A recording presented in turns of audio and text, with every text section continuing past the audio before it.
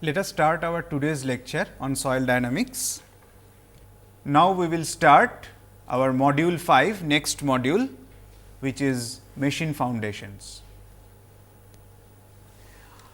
A classification of different types of machine foundations. If we put all different types of machine foundations whatever are used worldwide, it can be categorized in major 3 categories machine foundations. Those are for 3 different categories of machines. The first category is reciprocating type machine, second category of machine is impact type of machine, and third category of machine is rotating type of machine. So, these are 3 major categories of machines for which the foundations has to be designed. Now, within each of these, let us see what are the different characteristics and examples what we can find. For reciprocating machine, the first category, what are the features or characteristics? These machines produce periodic unbalanced force. Example of such type of machine: compressor, reciprocating engine, etc. What are the typical operating frequencies, ranges of operating frequencies for reciprocating machine? They are usually less than 600 RPM. RPM, you know, revolutions per minute. So, in our SI unit, when we are doing calculations, we need to convert this RPM to cycles per second, right?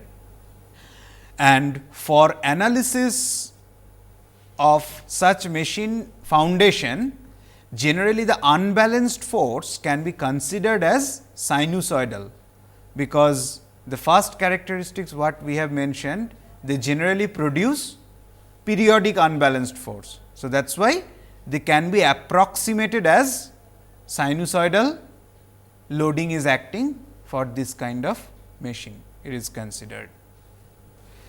Coming to second category of machine, that is impact type of machine. Of course, they produce impact loads as the name suggests. In this category, example of impact type of machine is forge hammer. And what is the typical range of operating frequency for these machines? Typical range is about 60 to 150 blows per minute. That is the typical operating frequency for impact type of machine. And as we know about the characteristics of impact load, dynamic loads attain peak value in a very short time and then die out. That is the characteristics of impact load that we already know. So, obviously, the same thing, same type of load, impact load will act on this type of machines, impact type of machines, as the name suggests. Coming to next, that is third category of machine, which is rotating type of machine. Example for them: high speed machines like turbo generator, like in power plants we use turbo generator, rotary compressors. These are coming under rotating type of machine, very high speed machine. And what are the typical ranges of their operating frequency? Generally in the range of 3000 to 10,000 of RPM, very high speed operating frequency, that is why so high. So, if you compare this third category rotating type machine with the first category of reciprocating type machine, you can easily see there the operating frequency was much lower, below 600 RPM, in that range, whereas here the order is 3000 to 10,000 of RPM. Why these informations are necessary? Because it will guide us later on, we will see what are the different types of design we can go for. Okay. What are the basic design criteria for machine foundations? First one, of course, these foundations has to be designed for the static load. This foundation should be well designed to take care of the static loads coming on the foundation. So, what are the checks we do for static loading? We have to do the same thing here. that is no shear or bearing capacity failure should occur. That means, we have to check the bearing capacity of the foundation and have to satisfy the factor of safety with respect to bearing capacity, etc., whatever we provide in static design of any kind of footing, shallow footing. Of course, here we are talking about mostly shallow footing. We have to check that criteria. And the second criteria we check about no excessive settlement, that is amount of settlement also we need to calculate under static load, and that has to be compared with different codal guidelines. As we know, for isolated footing as per IS code about 50 millimeter, right. That is what is the vertical settlement. So, like that raft it is 75 millimeter, like the different ranges are already given as per different design code.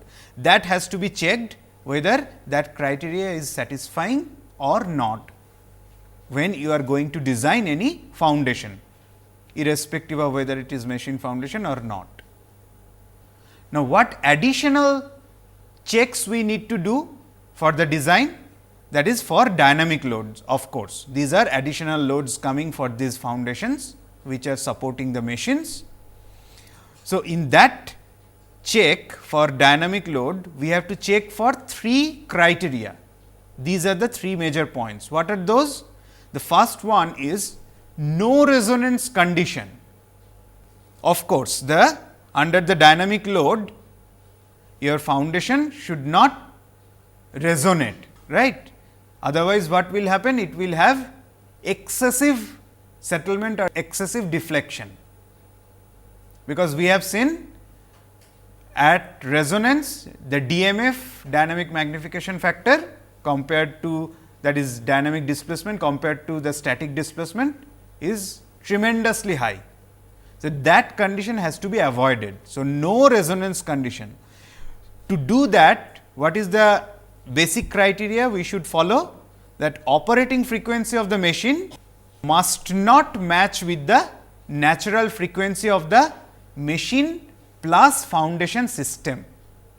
So, when we are talking about the system, when we are designing the foundation, we are not only talking about the foundation itself, we are talking about foundation plus machine together, because the entire assembly is going to vibrate together. So, remember, when you are calculating the natural frequency has to be calculated for the entire system, not for the foundation only. So, remember this is an important point, because consideration of your mass of the, which mass you should take, the foundation mass or the foundation mass plus the machine mass, that is what you should take, right. The second one, to calculate the natural frequency, to avoid the resonance. So, they should be far away from each other. Okay. Second important criteria for design is that dynamic displacement amplitude, the amplitude of displacement under dynamic condition, what we are obtaining, that amplitude must not exceed the permissible limit. That permissible limit again will be given by different codal provisions that we will discuss for our IS code, what is the codal provision. So, we must not exceed the dynamic amplitude, should not exceed that permissible limit given to us. It is in addition to this static settlement. Remember, this here we are talking about only the dynamic component of the amplitude, fine. And what is the third criteria? Third criteria is based on the vibration of the machine and foundation system together. It must not be annoying to the person working in the environment, and it should not damage the adjacent structures. So, when you are designing any machine foundation, what you should not only provide a strong foundation which can take care of the dynamic load by assuring that it is safe against bearing capacity failure, excessive settlement under static load condition, as well as it is safe against no resonance criteria and this amplitude, dynamic amplitude is less than permissible limit, even then there can be a chance that the vibration created by your machine and foundation assembly be dangerous for adjacent structures, or it can be annoying to the persons who are staying in surrounding area. So, that should not be there. So, this is a kind of qualitative assessment, right. All other 4 criteria, first 2 for static and first 2 of the dynamic, these 4 are quantitative criteria. When you are going to design the foundation, you can check quantitatively these parameters, providing factor of safety and things like that. You can design a safe foundation for the machines. However, this last criteria is based on a qualitative issue. So, how to measure that? This qualitative assessment has been provided by Richard, that I will show you soon in some of the slide later on. Let us discuss now different methods of analysis for machine foundations. There are basically 3 methods of analysis for design of machine foundation. The first method is called MSD model, that is nothing but mass spring dashpot model. The second method is called EHS theory. EHS theory means it comes from this elastic half space, EHS, elastic half space model. It is based on linear theory of elasticity. That is another method of analysis for designing machine foundation. And the third method is called Shobetaryev's reduced natural frequency method, the method proposed finally in 1953 by this scientist Shobetaryevs. And what about this method? This is a kind of semi-empirical method, that is Shobetaryevs had proposed for different types of soil based on different frequency, exciting frequency, what are the reduced natural frequency of the machine plus foundation system. So, it is a semi empirical method proposed through design charts by this Shobetaryevs. And originally this method was developed also for earth retaining structures. So, it can also be used for any type of earth retaining structure analysis or design. Now, we will go through each of these theory and we will see that how one machine foundation can be designed using all these 3 different theories. Now, typical types of machine foundations which are generally designed, those are block type, box or caisson type and wall or frame type. So, these are 3 typical major types of machine foundations which are generally designed: block type machine foundation, box or caisson type machine foundation, wall or frame type machine foundation. Block type machine foundation will look like this. As the name suggests, it is a solid block made of concrete mostly. So, this pedestal, machine motor like that, it will be positioned on the top of the block. So, this is the most common type of machine foundation used worldwide, block type of machine foundations. Just a concrete block, huge mass of area and depth. Second type of machine foundation is box or caisson type. It depends when you will go for box or caisson type to save some material of your concrete, because in the block type of foundation sometimes in the design procedure you may find that if you provide a block type of foundation, it requires a huge size, means area as well as height of the foundation. in that case sometimes it may lead to an uneconomic design. In that case we can check if we can provide a box or caisson type of foundation, where this will be a hollow portion and these are concrete area, and on top of it these machines will be positioned. And the third category of machine foundation is wall or frame type of machine foundation. So, it is like as we go for the structural frames, in the same fashion we have a footing, then walls and columns, and then a beam and slab, on top of which we position the machine. So, that is nothing but called wall or frame type of machine foundation. Generally, for the third category of machines, where they are subjected to very high operating frequency like turbo generator etc., many a times we have to go for probably this wall or frame type of foundations. Whereas, for reciprocating machines etc., where operating frequency is pretty small, block type of foundation will be more commonly used or economically viable. Now, let us discuss what are the different types of motion that machine foundations can be subjected to. In other words, how many degrees of freedom one machine foundation can be subjected to. Of course, it is a 3-dimensional body. So, it can have 6 degrees of freedom, that is 3 translational and 3 rotational, total 6 degrees of freedom. Now, what are those named, what are those vibrations called for machine foundation? So, this is a block type of machine foundation is shown in this picture. We have 3 orthogonal axis system, this is x axis, this is y axis, and this one is z axis.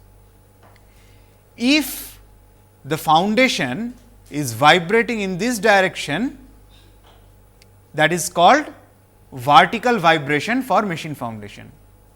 In that case, the dynamic load is this Pz, that is vertically applied dynamic load, that is causing the vertical vibration to the machine. Next one is, look at this, when it is vibrating about this direction, that is in x direction, it is vibrating under the action of this dynamic load P x, then it is called lateral, or it is also called sliding mode of vibration, lateral or sliding mode of vibration. Now, when the machine foundation vibrates in this direction, that is when it is subjected to the dynamic load of P y like this, then the name of the vibration is longitudinal vibration, or again it can be called as sliding vibration. Remember, here sliding occurs in x direction, here sliding occurs in y direction, that is the only difference. Otherwise, both of them can be called as horizontal vibration or sliding vibration or lateral or longitudinal vibration. So, these are the common terminologies you should remember. They are called horizontal vibration or sliding vibration or lateral or longitudinal vibration, and this one is vertical vibration. Now, these three are the translational vibration. Now, let us see the 3 rotational vibrations. When your machine foundation is subjected to a dynamic load like this, that is subjected to a moment m x dynamically applied, it can rotate about x axis. That mode of vibration is called pitching mode of vibration. It is called pitching mode of vibration. When the block foundation is subjected to a dynamic load m y like this, then the rotational vibration of the block about y axis is called rocking mode of vibration, and when the block is subjected to a dynamic load like this mz, in that case it is called yawing mode of vibration. So, 3 rotational modes of vibration for any machine foundations are pitching, rocking and yawing. So, total 6 modes of degrees of freedom or 6 modes of vibrations for any machine foundation are vertical vibration, 2 horizontal vibrations, pitching vibration, rocking vibration and yawing vibrations. Now, depending on your applied dynamic load, either any one of them can occur for your machine foundation system, or a combination of them can occur for a machine foundation system. So, we have to check that when we are going to design a machine foundation, what are the types of dynamic loads acting on the system and what are the possible modes of vibration. Based on that, your analysis will lead you to whether it is individual rocking, pitching or vertical or horizontal mode of vibration, or a combined effect of sliding and rocking, something like that. Okay. So, that we have to decide based on the given load conditions. Now, coming to the Indian Standard Design Code provisions, what it says: design of machine foundation as per our Indian Standard Code IS 2974 part 1 of 1969. It says that machine foundation has to be designed by checking 3 criterias. One is called dimensional criteria, another one is called vibration criteria, and the third one is called displacement criteria.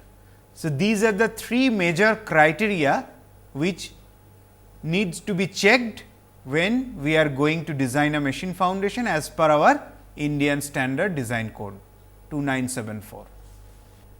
What are these criteria? Let us discuss them in detail now. The first one, dimensional criteria. What it says? In dimensional criteria, we have to find out or check the area of the block we are going to provide. Block means block type of foundation. Assuming that we are providing a block type of foundation, what are the criteria given? That size of the foundation block must be larger than the base plate of the machine, which is quite well understood and quite obvious actually. Suppose we have a machine for which we have a base plate like this. This is the base plate provided by the manufacturer to us. On top of it, the machine will be kept, and finally, this plate has to be placed on top of our block type of foundation. What it says, through these points we will bolt or connect the base plate, mostly the steel type of plate, to the concrete block type of foundation. And for that purpose, what we need, the area of the block which we are providing should be bigger than that of the base plate, otherwise we cannot fix them, of course. So, let us look at here again in the slide.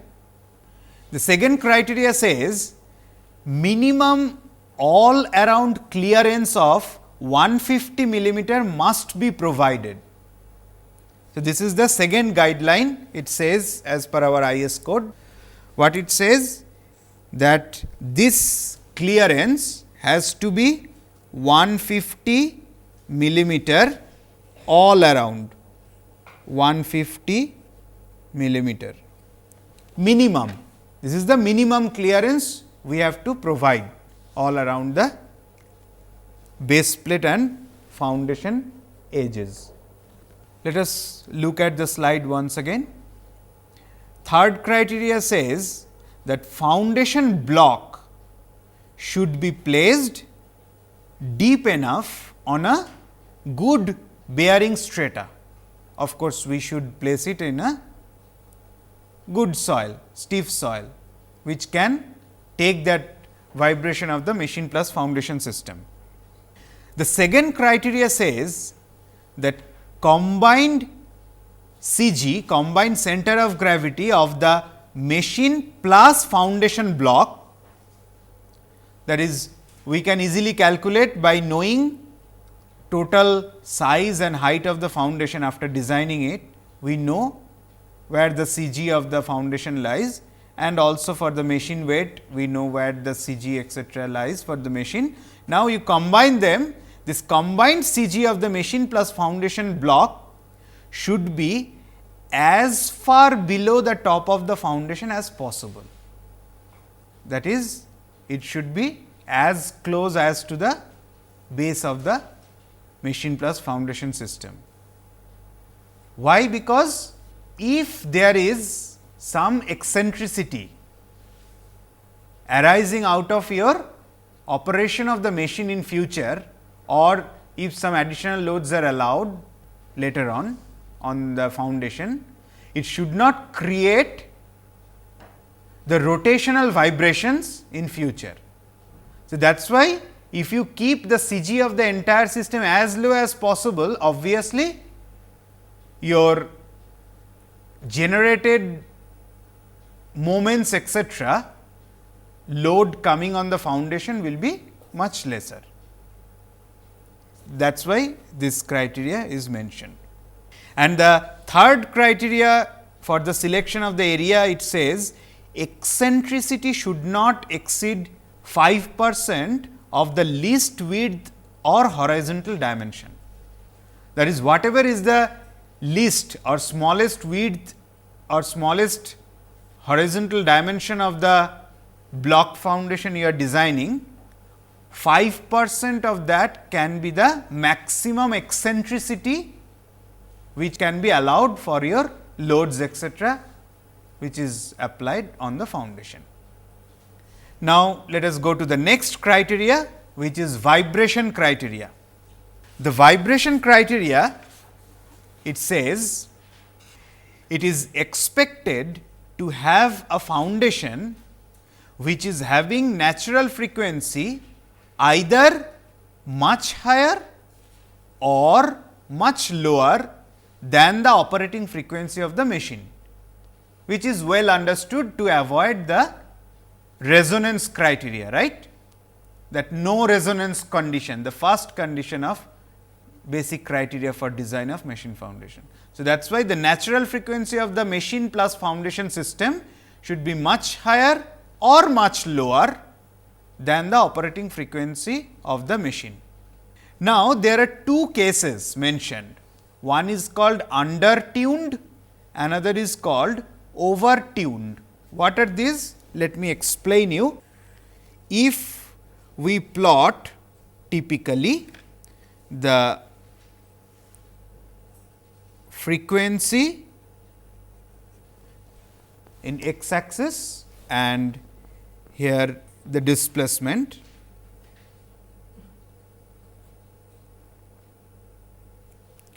so typical variation will be something like this.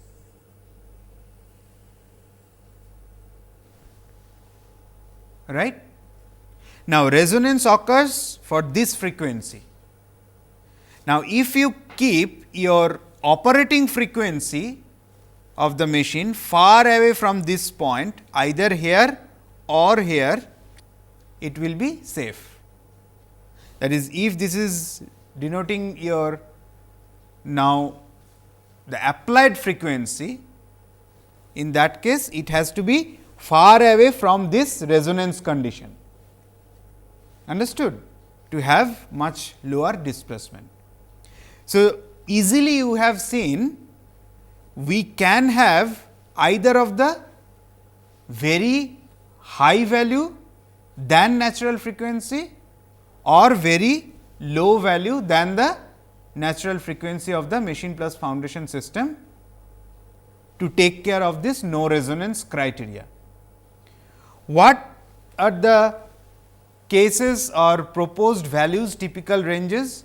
Under tuned means this omega is operating frequency and omega n is natural frequency of the system. If the ratio of operating frequency to the natural frequency is less than or equals to 0.5, that has to be used for important machines, and for less important machine we can go up to 0.6 also. So, in that case what is happening? Your natural frequency of the system is much higher than the operating frequency. So, operating frequency is much lower. So, in the picture what I have drawn here, let us look here. This case is called under tuned, that is when we are putting our operating frequency much lower than the natural frequency, and the other case it is called over tuned. So, what is over tuned? In that case operating frequency is much higher than the natural frequency. So, in the slide also it is shown, let us look at the slide.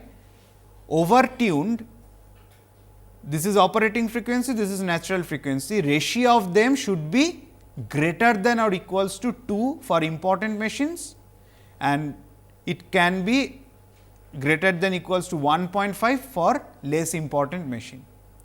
Remember this sign as quite obvious from the understanding. Here it should be less than or equals to, whereas here it should be greater than or equals to keep them far away from each other, right. Now, which one has to be chosen? Can you think about it? Which condition of this under tuned or over tuned you should select as a designer when you are going to design a machine foundation?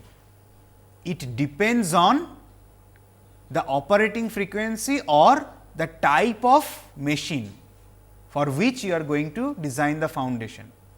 For example, if we are going to design the turbo generator machine, for that if we are going to design the foundation for which operating frequency is very high, right, in the order of 3000 to 10,000 RPM. In that case, which condition you will prefer, under tuned or over tuned? It should be over tuned, because if you want to design an under tuned type of foundation for a machine like turbo generators, you will end up with very high value of omega n, because already omega is pretty high, omega n will be excessively high. What does it mean? Omega n excessively high means mass of the foundation will come negligible, means k has to be excessively high, because omega n is nothing but root over k by m. In that case, you will find some absurd result. Sometimes your result after doing all calculations, you will get negative value of mass is required or no mass of the foundation is required, but it is not the case, right. So, your given value or input value of operating frequency decides whether you should go for over tuned case or under tuned case. So, for that you have to go for over tuned design, you do not have any other choice. Whereas, let us look at the other type, that is the first category of machine, reciprocating type, where typically the ranges of operating frequency are below 600 RPM, pretty low. In that case, which type of design you should go for? Of course, under tuned, because this omega value is pretty low. So, you can go up to a high value of omega n. In that case, if you try to do a over tuned design, let us see what will happen. In that case, omega is pretty low.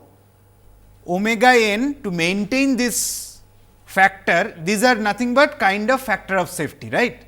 We can say these are factor of safety against resonance condition. So, to maintain these values, your omega n has to be again much lower. What does it mean? Omega n much lower means mass of the foundation system will be very high, means unnecessarily you are going into an uneconomic design. So, in that case you are able to design actually, not like the previous case that you will get a absurd result. Here you will get some possible dimensions of your foundations, but it will be an uneconomic design. So, you have to check probably for some of the intermediate operating frequencies, suppose in the range of say 1000 rpm or even in the range of 600 rpm, it is always better to check your design for both overtuned and undertuned.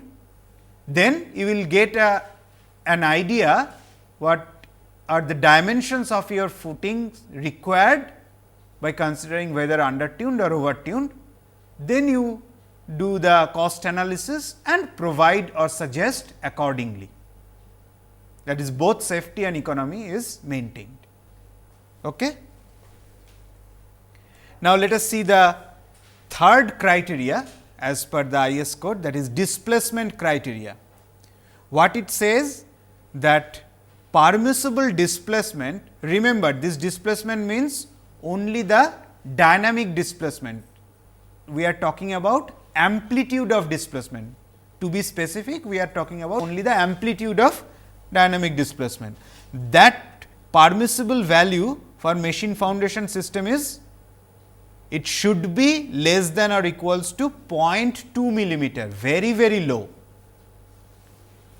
So, dynamic displacement range, it should not exceed 0.2 mm. If it is exceeding, then you have to redesign your foundation. And the other criteria, that is permissible displacement criteria from qualitative assessment.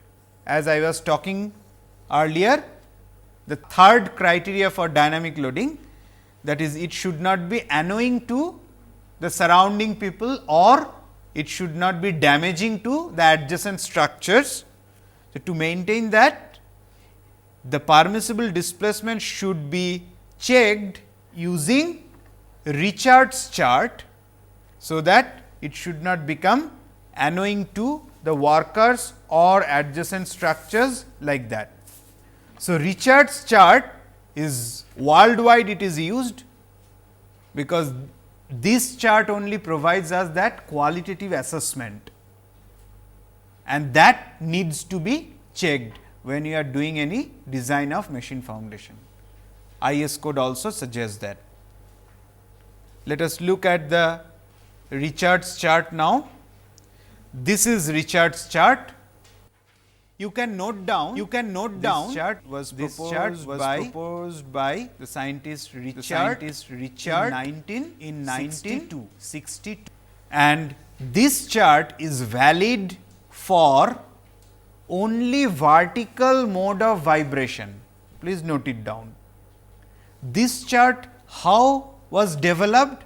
It was developed from several experimental results. That is what, if you look at the top of the chart, it is given that from Reher and Meister in 1931, steady state vibration, from Rausch 1943, steady state vibrations, from Crandall 1949 due to blasting.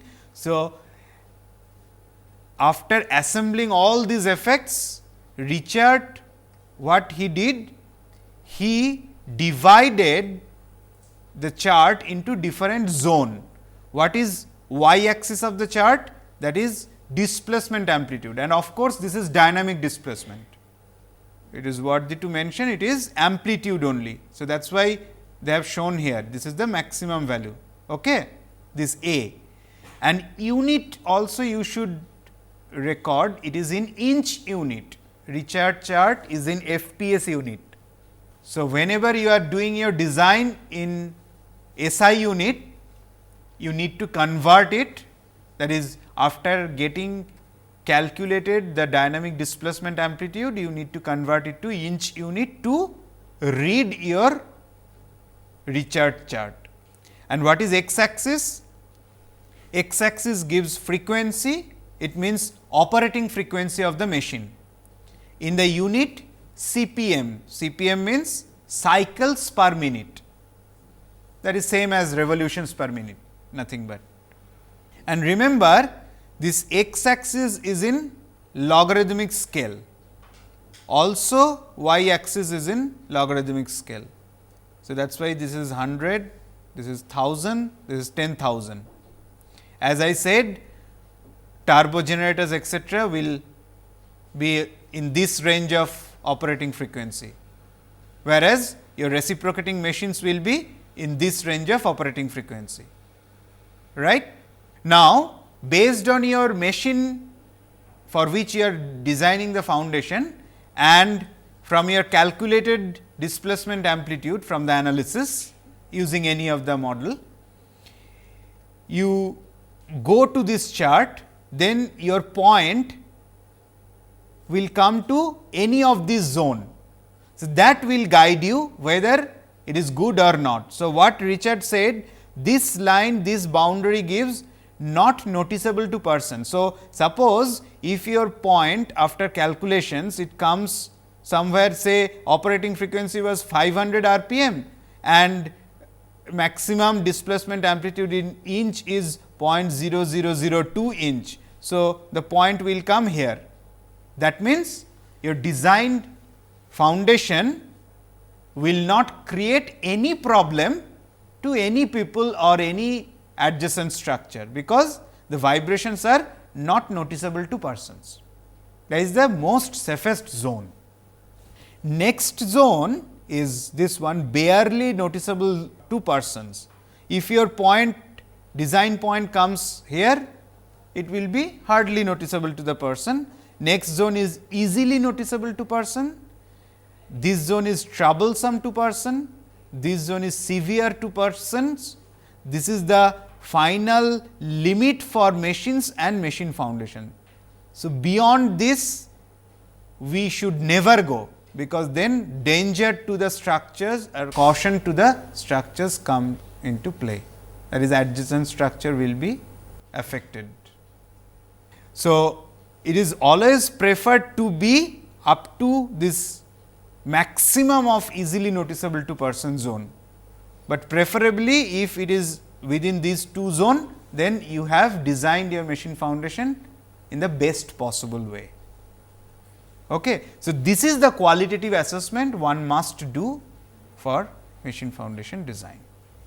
But you can see for very high value of RPM, it is very difficult to come to this zone. So, that is why I said you can go up to this zone also for turbo generator. That is why of course, we know that power plants etcetera are not in the close vicinity of any residential area or things like that, or hospital or schools, and more so for their turbo generators etcetera, because of this reason. Now, this chart what I have shown you, this is valid only for vertical mode of vibration. What about other modes of vibration? One more chart is available. Let us look here. Yes, this chart was given by, let me write it here, Blake, B-L-A-K-E, in 1964. This chart is valid for horizontal mode of vibration. So, you can note down this chart is useful for same purpose what for the Richards chart is used for vertical mode of vibration. Here also it is used for horizontal mode of vibration. In this case, x axis again frequency in CPM, cycles per minute, and y axis gives us horizontal amplitude of vibration measured on bearing single amplitude in inch unit once again, and ranges of different velocities and accelerations are given. Depending on that, zones have been marked as A, B, C, D or E.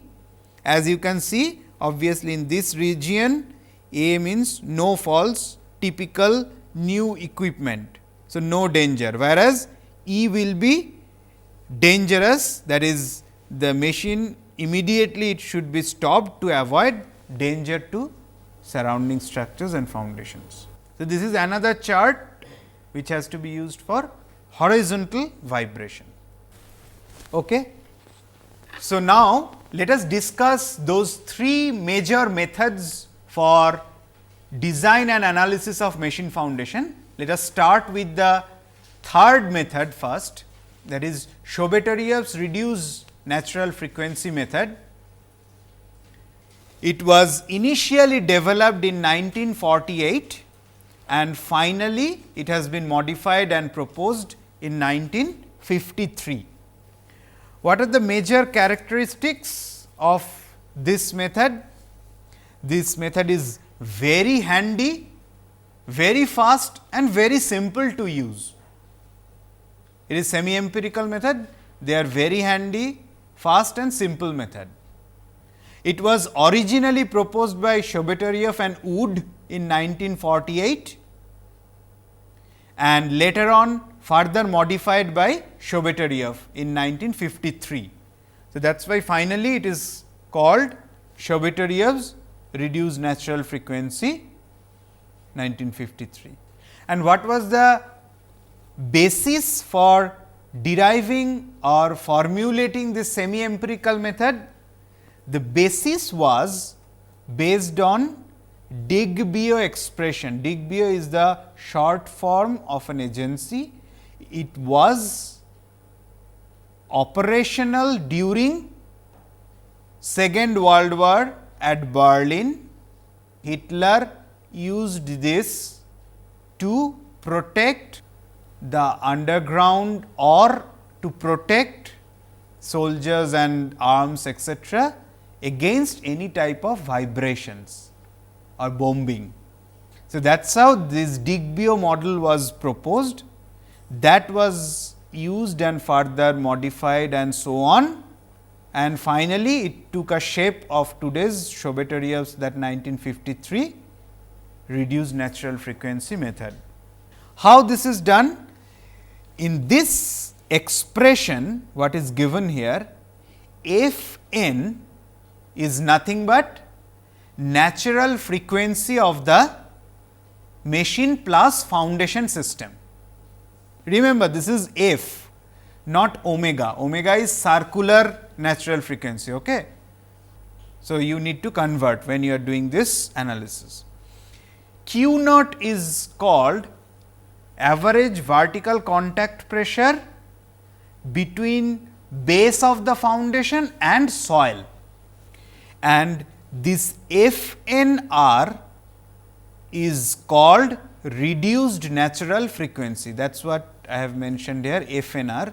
FNR is known as reduced natural frequency as was proposed by Chebotarev. So, now let us see what is the use of this method. Okay. Now, natural frequency, how the natural frequency is calculated, we all know omega n is nothing but root over k by m. So, when we are talking about f n, it will be omega n by 2 pi, right. So, omega n is root over k by m. Now, it is k can be represented as k dash times a. What is k dash? K dash is dynamic modulus of subgrade reaction. So, unit of it will be in kilonewton per meter cube if we are using SI unit, but as Chebotarev has proposed this semi empirical method in FPS unit, let us stick to FPS unit only. So, automatically the dynamic modulus of subgrade reaction unit will be pound per feet cube. We have seen how to estimate this k dash. Earlier we have used the symbol Cz, right. The same thing in cyclic plate load test we had computed Cz. So, that is nothing but same as k dash here, dynamic modulus of subgrade reaction. What is A? A is cross sectional area of the base of the foundation in the unit of feet square. So, that is why here you are getting the unit of stiffness, that is pound per feet or kilonewton per meter if you use SI unit. And so, root over k by m. What is m? M comprise of mass of the foundation block plus machine, and ms is called mass of the soil. Which mass of the soil? During this vibration, when Digbeau model was proposed, it was proposed that a portion of the soil is also vibrating along with the machine plus foundation. So, that portion of the soil which is vibrating along with machine and foundation is the mass of the soil we should take in this expression. But later on it has been simplified by Chauvet-Ariev. That is why it is said that Chauvet-Ariev's basic model is generated from the concept of Digbeau's model. Because in Digbeau's model, if we draw it, suppose if we have a block type of foundation. So, on top of it we have some machine here, we have machine plus foundation together some mass m, and when it vibrates some portion of the soil is also getting vibrated along with this, that portion of soil is ms. Okay. So, that is what Digbeau's expression, it was developed in Germany, and it has been now simplified by Chauvet-Ariev in this fashion. F n can be rewritten this equation root over a by w 1 by 2 pi root over k dash w by m plus m s. Okay. This w gets cancelled. So, it remains same, root over a by w 1 by 2 pi root over k dash m g by m plus m s. Okay. W is the nothing but weight of the machine plus foundation, which is again further simplified as root over a by w into 1 by 2 pi into root over k dash by 1 plus m s by m. Now, this w by a, that is weight of machine plus foundation divided by the base area of the foundation, is nothing but our contact pressure at the base of the foundation, right. That is denoted by Q naught, as I have said just now in the previous slide while explaining this notation. This Q naught is nothing but contact pressure between the foundation base and the soil, weight of the machine plus foundation divided by the area of the foundation. So, this root over a by w is nothing but 1 by root over Q naught, and this entire term, that is 1 by 2 pi times root over k dash by 1 plus m s by m, is denoted by Chauvet-Ariev by this symbol f n r, which is called reduced natural frequency. Why it is called reduced natural frequency? Because in this case the natural frequency of the machine plus foundation system has been reduced by considering the effect of the soil, which is also vibrating in phase with the machine plus foundation system. So, that is the reason why this terminology was proposed by Chauvet-Ariev, that reduced natural frequency, and this is the expression f n r given by Chauvet-Ariev. Finally, f n and f n r are correlated by this simple expression. What Chauveterius has given for different type of soil, this k dash value will of course depend on your type of soil. This dynamic subgrade modulus of subgrade reaction depends on type of soil, what type of soil you are using. So, with this we have come to the end of today's lecture. We will continue further in our next lecture.